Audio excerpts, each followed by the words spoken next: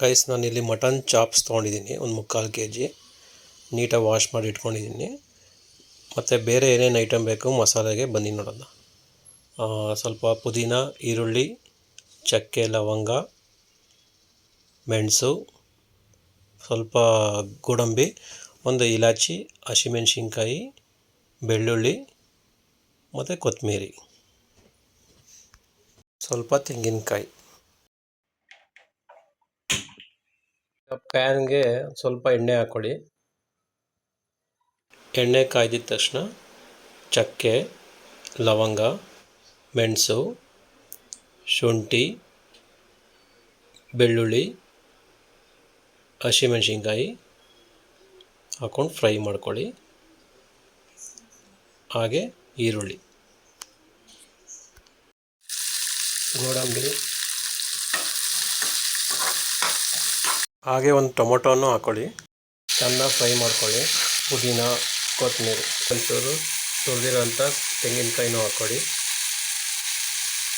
ಇದು ಫ್ರೈ ಆಗಿದೆ. ಇದು ತಣ್ಣಗಾದ್ಮೇಲೆ ರುಬ್ಕೋಬೇಕು. ಇದನ್ನು ಸ್ವಲ್ಪ ನೀರು ಹಾಕ್ಕೊಳ್ಳಿ.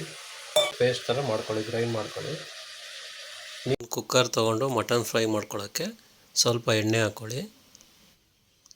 ಎಣ್ಣೆ ಹಾಕ್ಕೊಂಡಿದ್ದ ತಕ್ಷಣ ಎಣ್ಣೆ ಬಿಸಿ ಆಗಿದ ತಕ್ಷಣ ಸ್ವಲ್ಪ ಈರುಳ್ಳಿ ಹಾಕಿ ಚೆನ್ನಾಗಿ ಫ್ರೈ ಮಾಡ್ಕೊಳ್ಳಿ.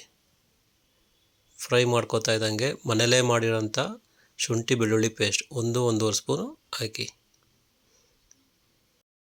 ಶುಂಠಿ ಬೆಳ್ಳುಳ್ಳಿ ಪೇಸ್ಟ್ದು ಹಸಿ ವಾಸನೆ ಹೋಗಬೇಕು, ಅಲ್ಲಿವರೆಗೂ ಚೆನ್ನಾಗಿ ಫ್ರೈ ಮಾಡ್ಕೊಳ್ಳಿ.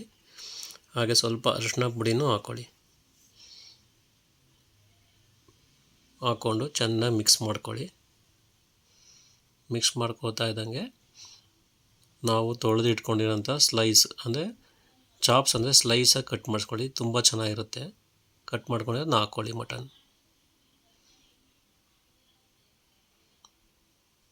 ಹಾಕ್ಕೊಂಡು ಚೆನ್ನಾಗಿ ಮಿಕ್ಸ್ ಮಾಡ್ಕೊಳ್ಳಿ.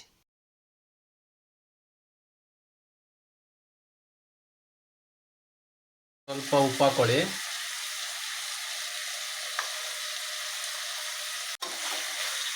ಚೆನ್ನಾಗಿ ಮಿಕ್ಸ್ ಮಾಡ್ಕೊಳ್ಳಿ. ಮಟನ್ನು ಚೆನ್ನಾಗಿ ಬೆಂದಿದೆ. ಎಣ್ಣೆ ಬಿಟ್ಕೊಂಡಿದ್ದ ತಕ್ಷಣ ಅದಕ್ಕೆ ರುಬ್ಬಿರೋಂಥ ಮಸಾಲೆಯನ್ನು ಹಾಕಿ.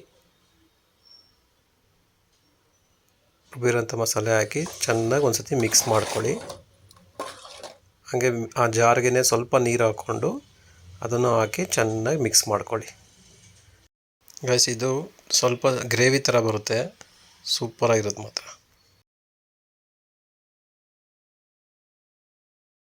ಹಾಕಾದ್ಮೇಲೆ ನಾವು ನೋಡಿ ಎಳೆ ಮಟನ್ ತೊಗೊಂಡಿರೋದು ಕುಕ್ಕರ್ ಮುಚ್ಚಿಬಿಟ್ಟು 3 ವಿಸಿಲ್ ಆಗೋ ತನಕ ವೆಯ್ಟ್ ಮಾಡಿ.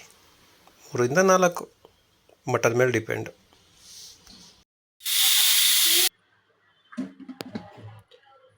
ಗೈಸ್ ರೆಡಿಯಾಗಿದೆ ನೋಡಿ. ಮಟನ್ ಚಾಪ್ಸ್ ಗ್ರೇವಿ ರೆಡಿಯಾಗಿದೆ. ಬನ್ನಿ ಇದನ್ನು ಬೌಲ್ಗೆ ಸರ್ವ್ ಮಾಡಿಕೊಂಡು ಟೇಸ್ಟ್ ನೋಡೋಣ.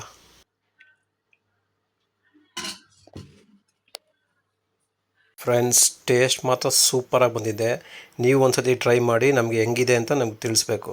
ಇದ್ರ ಜೊತೆ combination ghee rice, white rice ಮತ್ತು ಚಪಾತಿ ಸೂಪರಾಗಿರುತ್ತೆ. ಓಕೆನಾ? ಇಷ್ಟ ಆದರೆ ಲೈಕ್ ಮಾಡಿ, ಕಮೆಂಟ್ ಮಾಡಿ, ಹಾಗೆ ನಮ್ಮ ಚಾನಲ್ಗೆ ಸಬ್ಸ್ಕ್ರೈಬ್ ಮಾಡಿ. Thank you.